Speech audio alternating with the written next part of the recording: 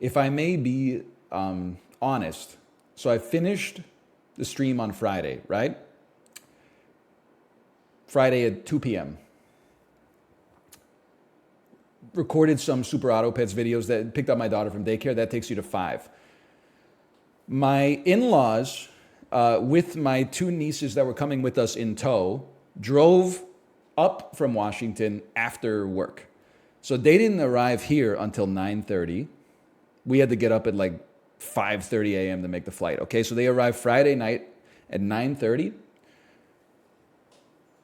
Because the whole family doesn't get to see each other all that often, my wife's parents came too, and my wife's 91-year-old grandma came too. It was like an impromptu family reunion. It started 9:30 p.m. on Friday.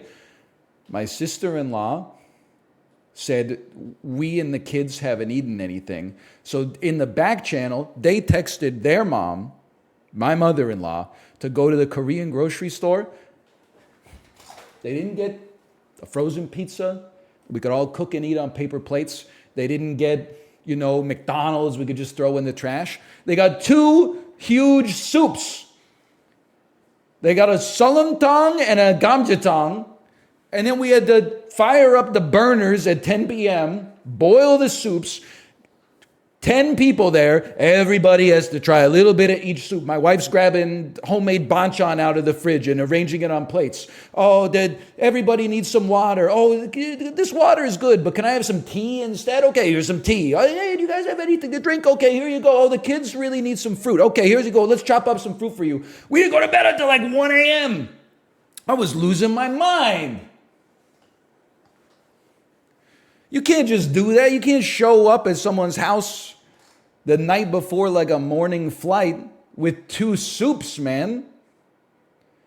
And then like a party of 10. I was putting our baby to sleep at 12:30 or something like that, which is insane because she's 2 years old. And my wife is doing like an entire chuseok worth of dishes downstairs. And then we wake up early in the morning, and this is where I get my comeuppance, okay, or my revenge, because everybody's gangster when you got sullamtang and gamjatang at 12:45 a.m., then 5:30 rolls around, and I'm up and I'm fresh as a daisy. Everybody else is like, oh, I'm so tired. You should have thought of that. You made the soup.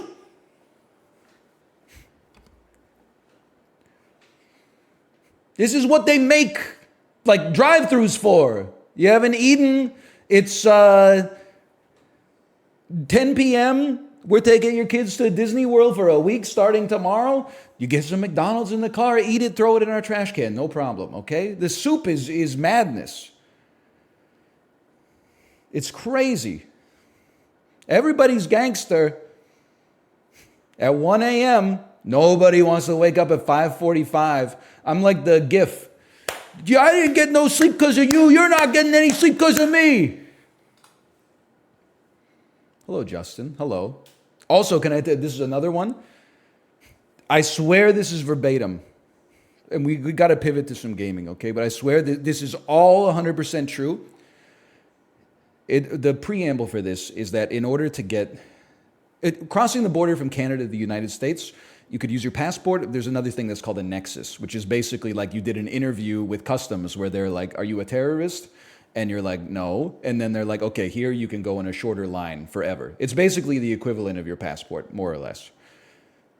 Don't get it because it's good. And if you get it, it's going to make it worse for me. So it's like a tragedy of the commons thing. Do not get it, okay? The line's full. Keep waiting an hour and a half to get through the border while I wait 90 seconds, okay? Now,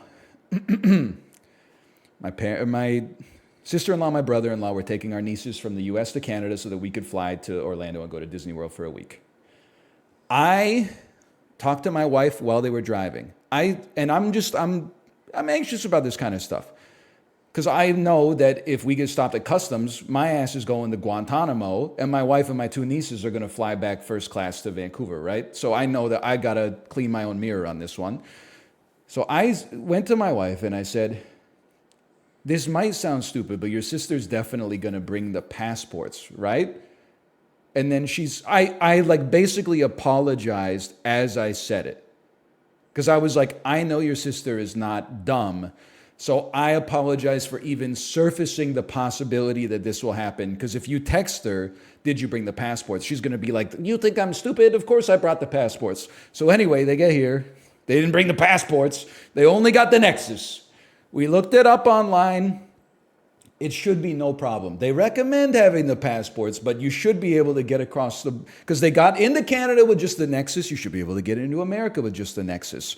We go through American customs in Vancouver. I'm freaking the fuck out because they don't have their passports for one, and also they're not my kids. So we got like a signed letter from their parents that's like they're allowed to go with their aunt and uncle to Florida. Just in case, we go through American customs. They say, oh, 2 of your kids were born in America, huh? I say, like non-committal answer. And they say, enjoy your stay. No problem. They didn't even look, the last names don't even match. So we were like, it's totally fine. Enjoyed a nice week in Orlando. Get to the Orlando airport. Hand them the Nexuses for the kids. They say, what about their passports? And we say, oh, their parents didn't give us their passports. They say, well, you can't get on the airplane without a passport. Everybody needs a passport. And then I swear to you, I'm not good at fixing things. I'm not good at cleaning things. I said, this is my time. This is my moment. We're in an urgent situation where communication and customer service is very important. A good bedside manner is required here. I walked up and I said, okay, listen. Their parents drove them to Canada. They didn't bring the passport. They only brought the Nexus.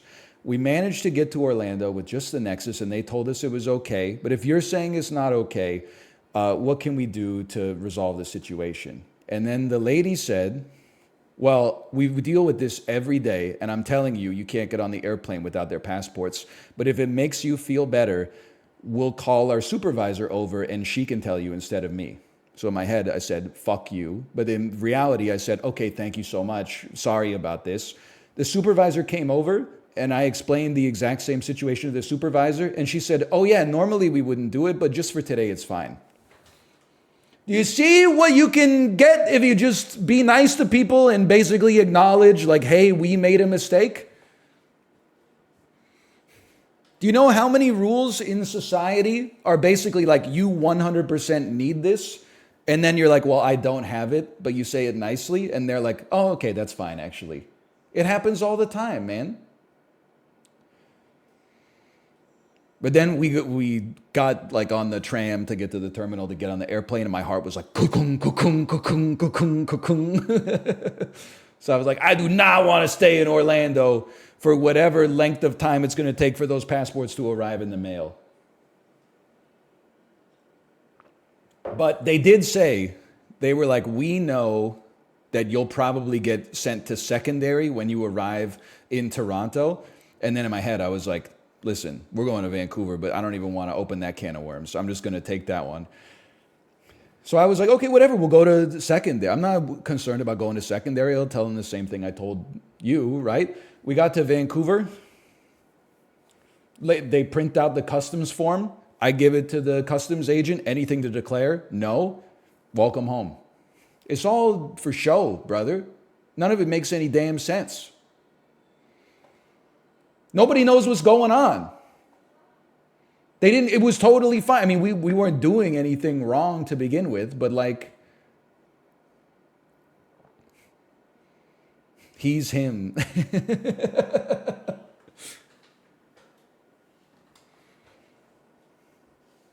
Oh, I cramped up, sorry.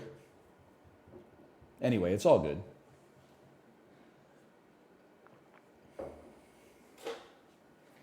But I felt so good.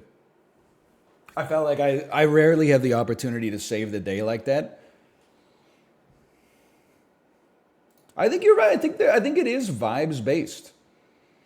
I know this sounds crazy because like I present on stream as not being that normal because you're seeing my innermost thoughts most of the time.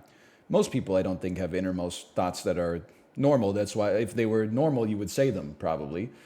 But I think that basically, they just looked at this guy and said, he's a good dude. let him in. He's got like a 2nd-degree sunburn on the top of his head. He's been through a lot. Also, I'm sorry to say this to WestJet. I had an okay flight, don't get me wrong. But it's too late in society for them to not have seatback entertainment on every flight. Really? 6-hour flight?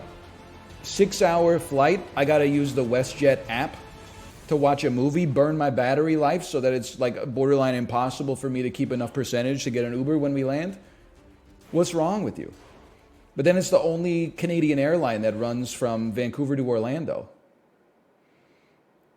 I set off the metal detector at TSA pre-check and they just waved me through. Justin, it's all made up. I was kind of losing it at going through security too. It's, you know, at Orlando, maybe it was just that day, the security, when you put the shit through the conveyor belt, they don't have bins. They were like, just put all your shit on the rods. I'm like, are you crazy? I'm not putting my cell phone on the damn rod and sending it through. So I just opened up my backpack and shoved it in there. But I'm like, what's wrong with this poverty airport, man? You think I'm going to put my car keys on the rods? Then the dude said, I folded up the stroller and went to like hand it to the security agent, which is what you do at every other airport. And he said, nah, dude, put it through the conveyor.